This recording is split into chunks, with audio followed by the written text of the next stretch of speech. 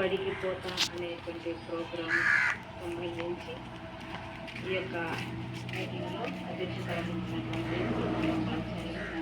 గారికి, అలాగే స్కూల్లో సార్కు సహకరిస్తున్నటువంటి శిక్షావల్ సార్ గారికి, అలాగే మీకు పుస్తకాలు, పెన్సిల్స్, మీకు అవసరమైనటువంటి చదువుకోవడానికి అవసరమైనటువంటి వస్తువులన్నింటినీ కూడా మీకోసం మార్కాపురం నుంచి కొనుక్కొని తీసుకొచ్చినటువంటి మన నజీర్ సార్ గారికి, మరి అలాగే మన చైర్మన్ రవి గారికి, అలాగే విచ్చేసిన తల్లిదండ్రులకు, మీడియా వారికి అందరికీ కూడా నా హృదయపూర్వక నమస్కారాలు. మీ అందరికీ కూడా నా ఆశీస్సులు. నూతన సంవత్సరం, నూతన విద్యా సంవత్సరం ప్రారంభమైంది కదా. మరి మీరు ఒకటిలో ఉన్నవాళ్ళు రెండులోకి, రెండులో ఉన్నవాళ్ళు మూడులోకి, ఇలా అందరూ కూడా వచ్చేసారు కదా. మరి ఇప్పుడు కొత్తగా అంగన్వాడీలో ఉన్న పిల్లలందరూ కూడా, వీళ్ళందరూ కూడా దేంట్లో చేరారు? ఇప్పుడు స్కూల్లో చేరారు. వాళ్ళకందరికీ ప్రమోషన్ వచ్చింది, స్కూల్లో చేరారు. ప్రమోషన్ వచ్చి ఇక్కడికి వచ్చేసారు. కాబట్టి మనకు చదువు విలువ ఇందాక సార్ చెప్పారు, ఇష్టపడి చదువుకోవాలి. అవునా? ఇప్పుడు ఎస్సీలకి గవర్నమెంట్ ఏమిచ్చింది మనకి? ఎస్సీ ఎస్టీలకి ఏమిచ్చింది? రిజర్వేషన్ ఇచ్చింది కదా. మీరు కొంచెం బాగా చదువుకుంటే రిజర్వేషన్స్లో మీకు మంచి ఉద్యోగాలు వస్తాయి. మీకు మేము చిన్నపిల్లలు ఇందాక సార్ చెప్పారు కదా, నేను కూడా ప్రైవేట్ స్కూళ్ళలో చదవలేదు. ఇది తిరగాలి నాన్న. నేను కూడా ఎక్కడ ఏ ప్రైవేట్ స్కూళ్ళలో చదవలేదు. నేను ఎక్కడ చదివాను తెలుసా? గవర్నమెంట్ బడిలోనే చదివాను.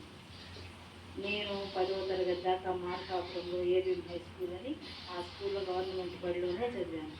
అలా ఆ తర్వాత ఇంటర్మీడియట్కు మార్కాపురంలో ఎస్సీకేపీ కాలేజీలో, మా ఇంటి కాడ నుంచి మార్కాపురంలో ఎస్సీకేపీ కాలేజీ అంటే కాంపౌండ్ సార్, ఏబిఎం కాంపౌండ్ నుంచి ఊరి చివరి రోజు నడుచుకొని పోయేదాన్ని. ఒక్కొక్కసారి ఉదయాన్నే 8 గంటలకే పోవాలంటే వంట కాకపోతే అట్లనే వెళ్ళిపోయి సాయంత్రం దాకా అన్నం కూడా తినుకొని వచ్చేదాన్ని. చాలా సందర్భాలు నేను అన్నం హడావుడి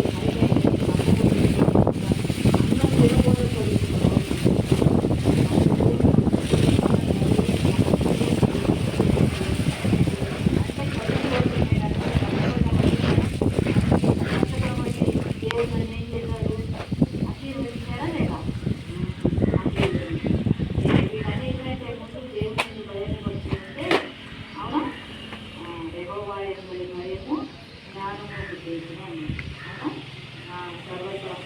జ్ఞాన సంపదలన్నీ కూడా దేవునిలో పుస్తకమైనవి. కాబట్టి దేవునిలో ముందు దేవుని ఎందుకు భయం భక్తి కలిగి ఉంటే దేవుడు మనకి ఏమిస్తాడు? జ్ఞానం ఇస్తాడు కదా. సరే, ఏది ఏమైనా మీరు చదువుకోవాలి అనే ఆలోచన అందరికీ వచ్చినందుకు, మనందరినీ సర్దించాలన్న ఆలోచన దేవుడు వీళ్ళందరికీ కలగజేసినందుకు వీళ్ళందరికీ కూడా మొదలుగా మీ పిల్లలను చదివించండి. 10వ తరగతి అయిపోతున్న వెంటనే ఆడపిల్లలను, ఈ ఆడపిల్లలను గొప్పన పెళ్లి ఎవరో వచ్చినాడు, గొప్పన పెళ్లి కాదు. మేము 4 ఆడపిల్లలు, నలుగురు ఆడపిల్లలు. మా అమ్మ మా నాన్న వీళ్ళని 10వ తరగతి పెళ్లి చేసి సరిపోయింది అని మా అమ్మ మా నాన్న పెళ్లి చేయలేదు. మా పిల్లలు చదవాలి, మా పిల్లలు చదివి మా పిల్లలు ఉద్యోగం చేయాలి.